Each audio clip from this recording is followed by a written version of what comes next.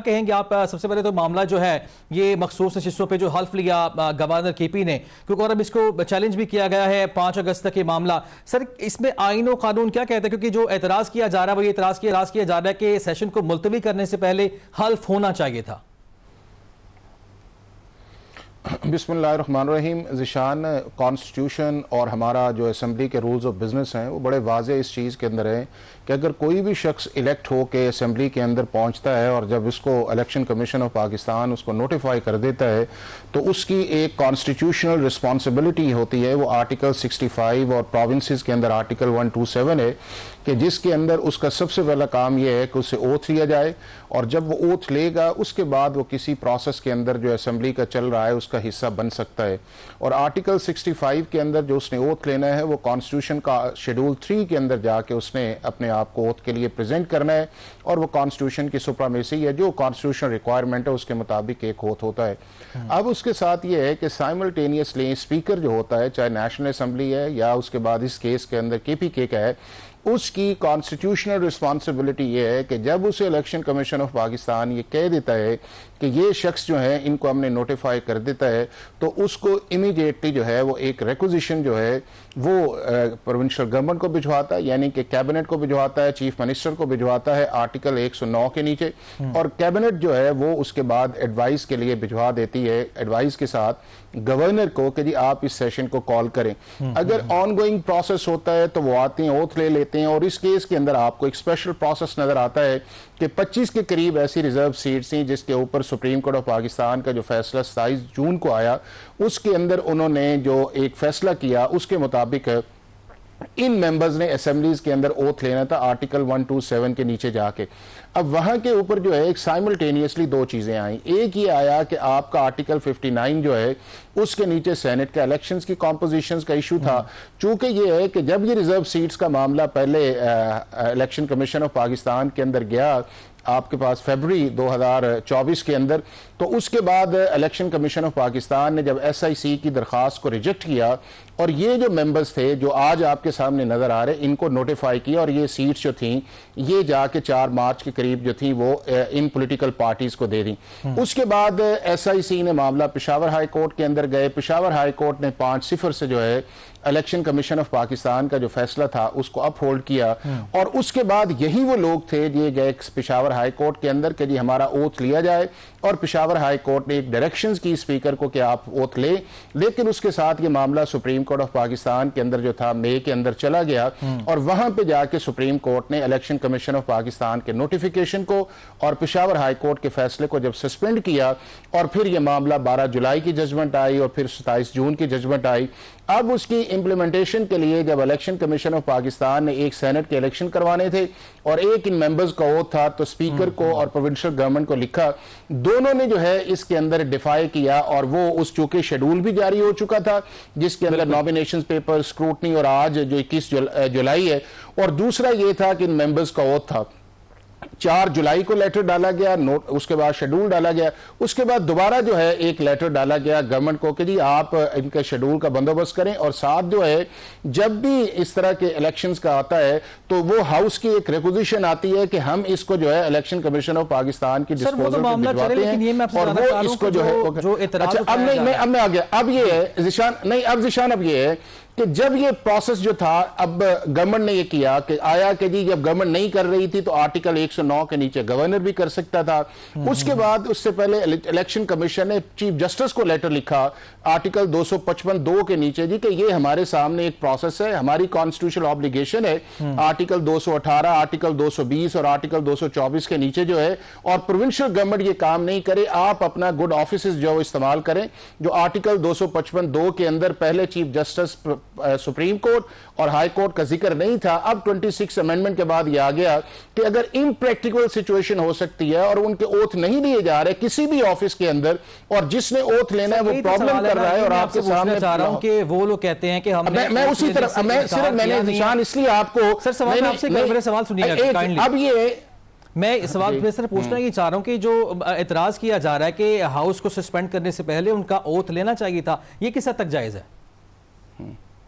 अच्छा, अब ये नहीं मैं इसलिए थोड़ी सी आपको इसकी बैकग्राउंड बताई है कि अगर आर्टिकल 255(2) के अंदर chief justice Peshawar high court ने फैसला किया है तो क्या वो कंपेलिंग रीजन सी या वो स्टैंडर्ड्स इम्प्रैक्टिकेबल आर्टिकल 255 के नीचे थे कि जिसके अंदर चीफ जस्टिस ने इलेक्शन कमीशन ऑफ पाकिस्तान की एक्सरसाइज जो लेटर था उस पर किया है? तो बिल्कुल वो थे कि जब आपने 18 को एक इजलास बुलाया और प्रोविंशियल गवर्नमेंट ने एडवाइस भिजवाई गवर्नर को और उसके अंदर एक ही एजेंडा था कि आपने इन मेंबर्स का ओथ लेना है, और कभी भी इस तरह नहीं होता कि गवर्नमेंट जब इजलास बुलाती है तो कोरम को पॉइंट आउट नहीं किया जाता, चूंकि आपने एजेंडा कैरी करना होता है या ऑपोजिशन इसको एतराज कर सकती है। और पहले यह हुआ कि इन्होंने यह किया कि मेला फाइडली कोरम को अपॉइंट किया और जानबूझ के 24 की डेट डाली, मतलब आप कह रहे हैं कि दानिस्ता कॉन्स्टिट्यूशनल प्रोसेस था, मेरा ख्याल है कि उसको नहीं जिशान, और उसको चीफ जस्टिस ने मेरा ख्याल है कि मुनासिबली एड्रेस किया है कि हम एक कॉन्स्टिट्यूशनल क्राइसिस की बजाय जो है एक कॉन्स्टिट्यूशनल ऑब्स्ट्रक्शन जो है उसको किस तरह रेक्टिफाई किया जाए। तो बिल्कुल भी आप ठीक है, और जो अब ये इन्होंने रिट पिटीशन फाइल की है ये नॉन मेंटेनेबल होगी, डिसमिस आएगी, चूंकि वो सारे कंपेलिंग रीजन से चीफ जस्टिस एक्सरसाइज कर एक पॉलिटिकल मूवमेंट है। बिल्कुल ठीक है। निहाल हाशमी साहब, आपकी जानिब आऊंगा। एक तो इस पे आप क्या कहें कि जिस तरह हाफिज साहब भी फरमा रहे थे और यकीनी तौर पर ये खबरें पहले भी सामने आ रही थी कि दानिस्ता कोशिश की जाएगी कि हाउस को जो है वो सस्पेंड कर दिया जाए और ओथ ना हो, और दूसरा जो मामला जो जिसकी निशानदेही की जनाब नियाजुल नैजी साहब ने, उन्होंने भी ये बात की कि जो केपी गवर्नमेंट के पीछे आप लोग पड़े, तो सर क्या वजह है, क्यों पड़े पीछे? हुकूमत करने दें उनको।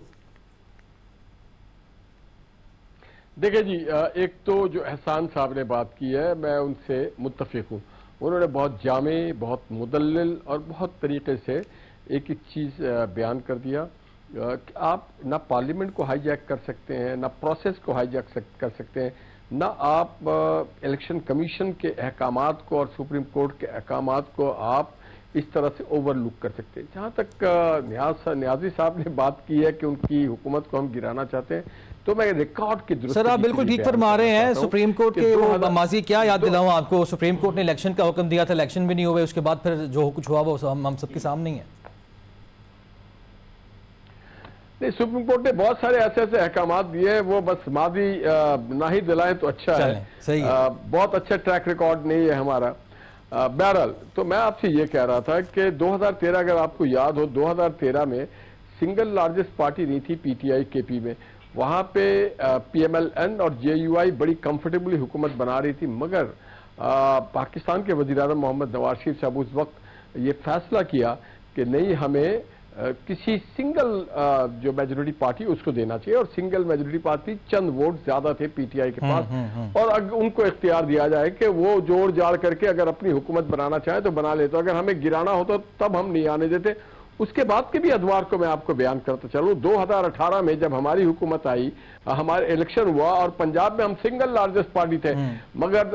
जहांगीर तरीन साहब की जो वो फ्लाइट, चार्टर फ्लाइट चल रही थी, और जिस तरह से अजीब तर मुल्क के मफाद के खातिर आजाद लोगों को पंछियां उड़ा उड़ा करके लाके जोड़ करके एक मेजोरिटी दिलाई गई, वो भी हमें याद है। और हमें वो भी याद है जब हासिल बिजेंजो साहब सेनेट के इलेक्शन अपना हार गए, एक वक्त में उन्होंने कहा 62 सेनेटर्स एक तरफ थे, मगर जब वोट पड़ा तो वो 30 से ऊपर ना निकले।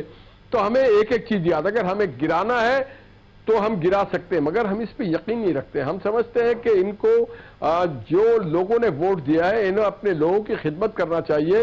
ये लोगों के मैंडेट पे पूरा उतरना चाहिए, ना कि फर्द वाहिद के इख्तिदार के खातिर आप पूरे केपी के आवाम को आप जो है सदा दे रहे हैं, आप वहां पे गवर्नेंस आपकी बेहतर नहीं है। तो न्याजी साहब के ये जो इल्जाम है ये बिल्कुल बायबुल नहीं। आज भी अगर हम चाहें तो, मगर हम क्यों चाहेंगे, आवाम की विल होनी चाहिए। असल मोहम्मद नवाज शरीफ साहब की ये पॉलिसी बड़ी क्लियर है, हमारी पार्टी के सदर है। वजीर आजम साहब ने भी हमेशा बारहा बहुत इज्जत एहतराम से बात की, हर कोई बड़े इज्जत और एहतराम से बात करता है, मगर इनका जो 1 पॉइंट एजेंडा है वो ये है कि पाकिस्तान की मईशत, माशरत और सियासत को डेंट डालना। एक आप ये फरमा रहे हैं कि आपकी नौजवानों के खिलाफ हमें गवर्नमेंट जाए, ये खुद गिर जाएंगे। नहीं, ये खुद गिरेंगे, ये खुद गिर गए, खुद ही गिरेंगे। चलिए मैं जवाब ले लेता हूँ। नियाजुल नैजी साहब रिस्पॉन्ड कर दिया निहाल हाशमी साहब ने कि आप लोग खुद वहां पे गिरेंगे। दूसरा ये भी मुझे बताएगा कि दानिस्ता तौर पर कोशिश ये क्यों की गई कि जो मखसूस नशिस्तों के अरकान थे उनका हल्फ ना लिया जाए? देखिए, वो कहते हैं ना खुद गिरेंगे। मेरा ख्याल है कि केपी के वो वाहिद सूबा है जो कभी भी वोट नहीं देता जब तक आप डिलीवर ना करें। आपने ANP की हुकूमत देखी, एक दफा MMA आए, ये पंजाब से, सिंध से, बलूचिस्तान से मुख्तलिफ लोग हैं KPK के, कि अगर आपने डिलीवर नहीं किया तो वो फर्दर आप हुकूमत नहीं देते। आखिर KPK को तीसरी दफा हुकूमत मिल रही है और इतनी भारी मैंडेट से। चंद दिन पहले मैं मीडिया पे बैठा था तो इनके जो हमारे इबाद साहब हैं, इनके अपोजिशन लीडर हैं वहां पे, नून लीग से उनका तल्लक है, तो वो कहते हैं कि जी मेरे पास 25 से 30 लोगों ने राब्ता किया हुआ है कि हम आपके साथ हैं। तो एंकर पर्सन ने पूछा कि आप नाम बता दें वो कौन कौन है, तो उन्होंने नाम उनको नहीं पता था और ये गिराने के लिए पूरी कोशिशें कर रहे हैं और करते रहेंगे। और इसी तरह गवर्नर KPK ने कहा कि हम कहीं इकट्ठे हुए परवेज खटक साहब के घर, तो हमें ये जमहूरी हक है कि जब हमारे पास नंबर पूरे होंगे तो हम हुकूमत गिरा सकते हैं। देखें ये इस तरीके से, जिस तरीके से चीजें हो रही हैं, और कल जो आपने हाफिज साहब से जो अभी चीज पूछ रहे थे, जो बड़ा हाफिज साहब ने कॉम्प्रिहेंसिव जवाब दिया, कहाँ इनकार किया था स्पीकर ने कि मैं कोई ओथ नहीं लेता या कोई इनकार होता। सर ये खबरें तो दो चार दिन पहले से सामने आ रही थी ना कि होगा इस तरह, मेंबर्स कम होंगे, और हाफिज साहब ने बड़ा वैलिड पॉइंट रेज किया कि कोरम की निशानदेही करना ऑपोजिशन का काम है, हुकूमत का काम नहीं होता। देखें अगर ये होता, उन्होंने 24 तारीख के लिए एडजर्न कर दिया, ये प्रीरोगेटिव है अंडर द कॉन्स्टिट्यूशन स्पीकर का,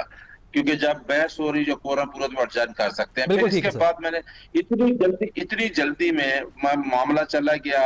KPK चीफ जस्टिस के पास, वहां जाके वो सारी चीजें हो गई कि ओथ किधर हो रही है, गवर्नर हाउस में, ये भी पहली दफा हुई है, और फिर इलेक्शन का भी कर दिया। बिल्कुल ठीक है सर, मुझे आपका पॉइंट आ गया, यानी आप ये फरमा रहे हैं कि आपकी इसमें पाकिस्तान तहरीक इंसाफ की या गवर्नमेंट की जो बदनीति इसमें शामिल नहीं थी।